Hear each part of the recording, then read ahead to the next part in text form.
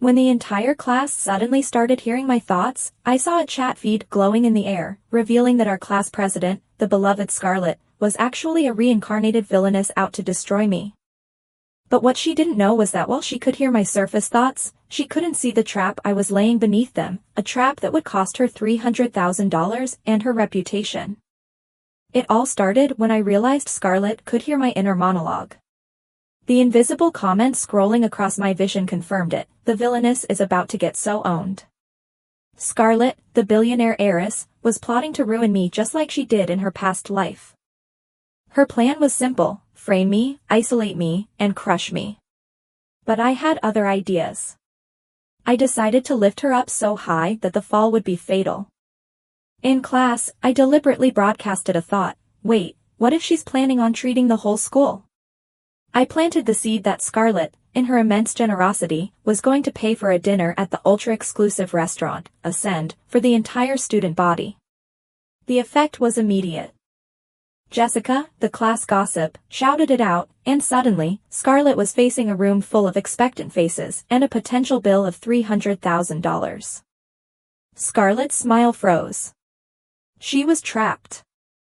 If she denied it, her carefully crafted persona of the benevolent heiress would shatter.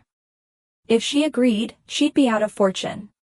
I gave her another mental nudge, thinking, of course, a place like Ascend isn't for people like me. The guilt trip worked.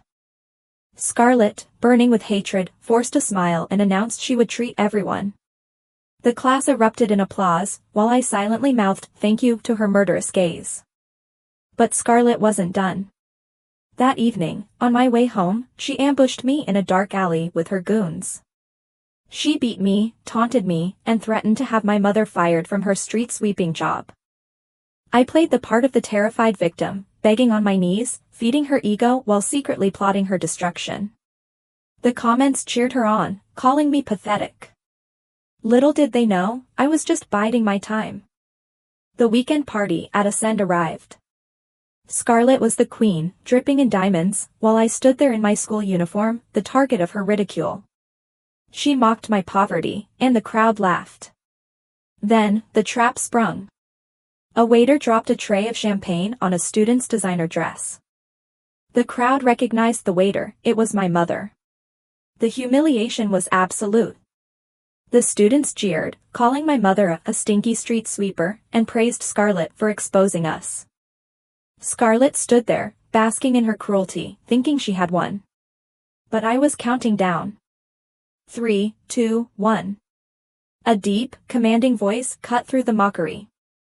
What is going on here? The room went silent. The man at the door wasn't just anyone, he was the owner of Ascend, and he didn't look happy. Scarlett thought she had humiliated me, but she had just set the stage for her own downfall.